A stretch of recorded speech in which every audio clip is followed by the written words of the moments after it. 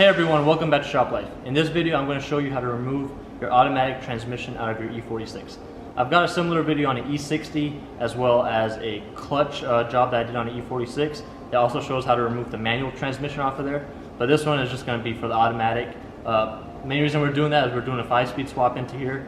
The video posted right before this goes over all the parts you would need for the 5-speed swap. This one will show you how to remove your automatic transmission, and the next one will follow up with continuing on with the 5-speed swap. Let's get started. Alright, so I've got the car on the lift, already disconnected the battery. What we're going to start off by doing now is removing the exhaust. We're going to pull off the entire exhaust, then we'll pull off this heat shield, pull the drive shaft off, and then we'll continue on. So you want to start off by removing these 4 nuts. They're 15mm nuts that attach the headers and catalytic converters to the rest of the exhaust.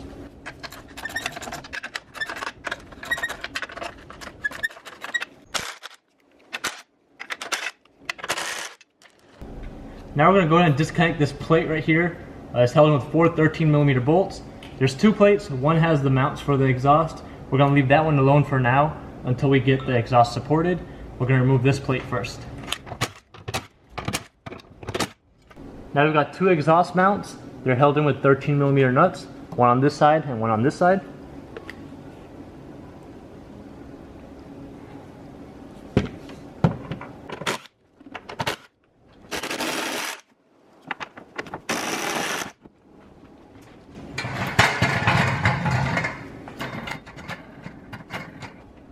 Now that we've got the exhaust supported, we're going to remove the exhaust mounts, just 4 13mm bolts. Now we're going to go ahead and pull it off.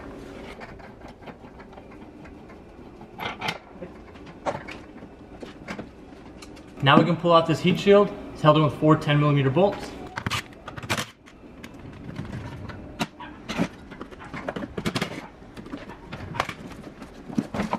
With the heat shield out of the way, we can see the 4 external Torx bolts holding this drive shaft in. Yours might be a little bit different, but it should be E-Torx bolts. So this is an E12. Let's go ahead and pull it off.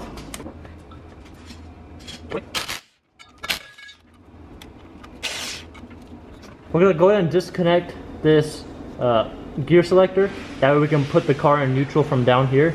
So I have to keep going up, and we have to disconnect this anyways. It's just a 13mm nut. Now we can put it in neutral. Now we can turn the drive shaft to show the other 2 bolts.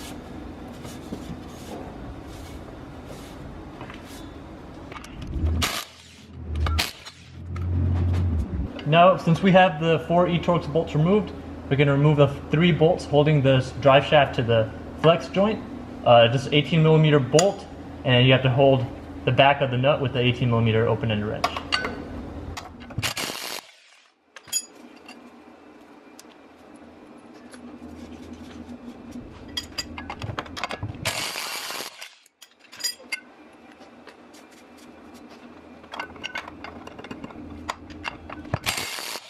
Now we'll remove these 2 13mm nuts holding the center support bearing in.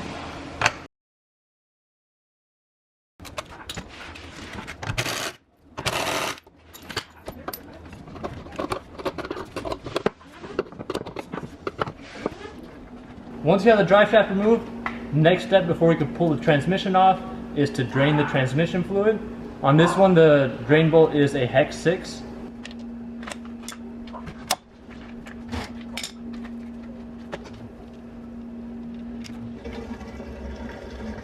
While the transmission is draining, we can pull off this shift selector the rest of the way. You want 2 open-ended wrenches, size 16. Just loosen this nut assembly.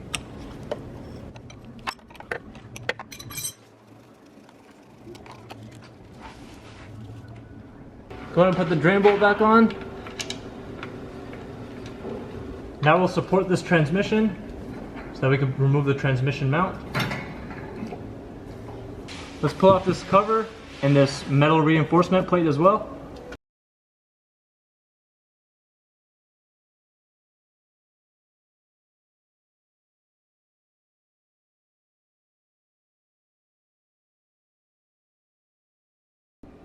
The transmission is held in with these 4 bolts. They're 13mm bolts. They attach this whole mount straight to the chassis.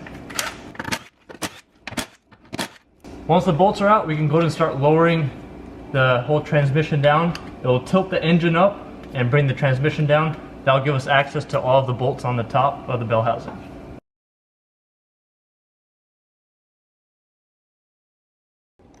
It's going to be hard for me to show all the bolts on the bell housing with the transmission on the car. So let me show you on this transmission. So there's a bolt right here, bolt right here. These are going to be on the top, very top of the bell housing. These are E14, so external torque's 14. The starter goes into this bulge right here. There's a little pin right here. These are two E12 bolts. Once you get these bolts off, you can separate the starter off. Then you have another E14 right here. Then an E10 on this side. You have another E14 right here on this side. And then two more E10s on the bottom. And I'll show you the E10s on the other car. We're going to use this really long extension that's the size of the entire transmission and get those two top E14 bolts first. Then we'll do the starter bolts and the other two E14 bolts on the side. Like I said, this is hard to show, so just follow the bolts that I showed you. You'll be able to see it if you use like a flashlight, just the camera won't fit up here, so it's going to be really difficult to show that.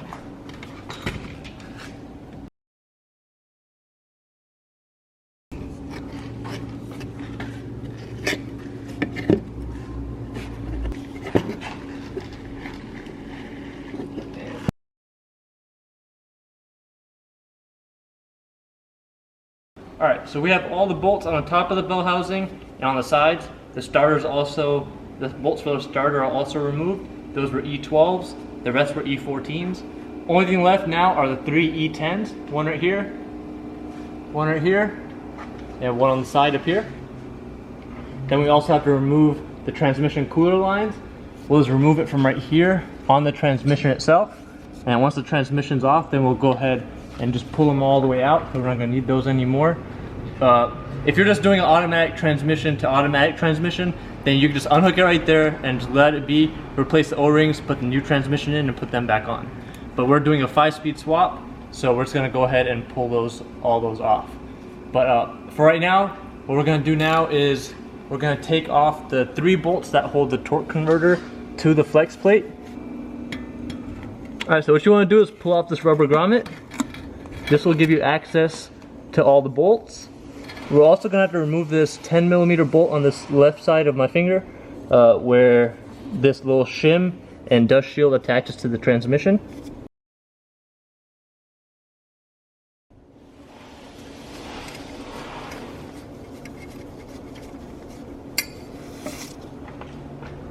Now you're going to want a 22mm wrench to turn the whole crankshaft.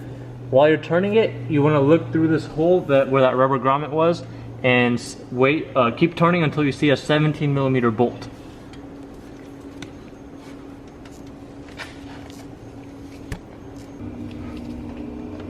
There it is. Now we're going to go ahead and take off this bolt. It's a 17mm bolt. You're going to want to hold the crankshaft in the front.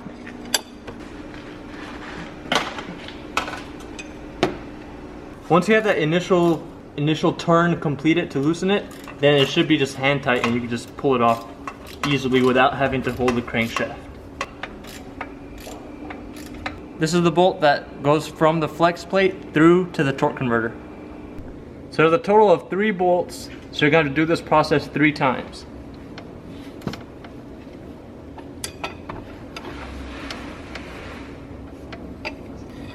Once the bolts are out, you can push the torque converter back into the transmission and release it from the flex plate. It'll move just a little bit. Once it does, you can twist it with your hand. Just make sure it's not seized. Once it's off, now you want to support the transmission. That way you can release the last 3 E10 bolts. And you want to go ahead and pull off the connectors. There's one in the front.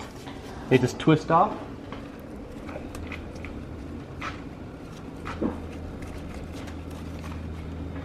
One in the back.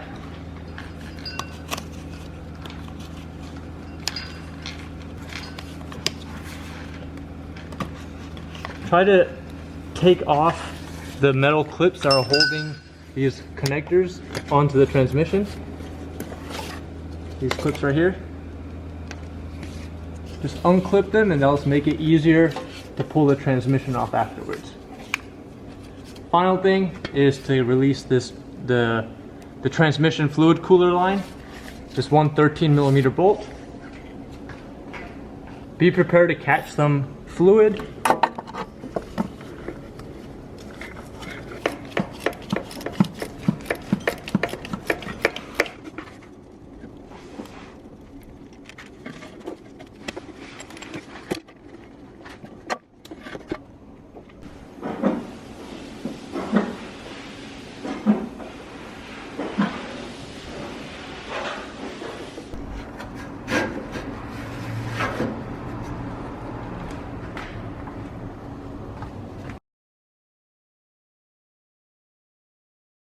Now we're going to remove the final 3 E10 bolts from the bottom. If you're doing this on jack stands and you have like a transmission jack or something else supporting it, you can actually remove these before you even have the rest of the stuff ready to pull it off.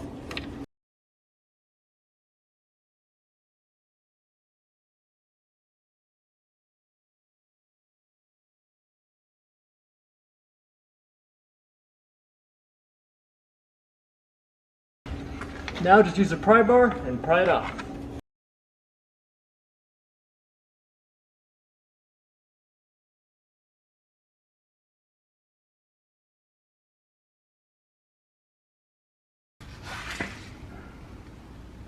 Alright, so the main issue that I had was the starter was hung up. There's a little dowel that guides the starter in where it's supposed to go, and that dowel was stuck inside the starter so it wouldn't come out. So that's why it took so long to pull it off. But if you can, while you have the car, like everything supported, just go ahead and try to beat that starter out from the beginning and see if it releases from the transmission once the bolts are loose.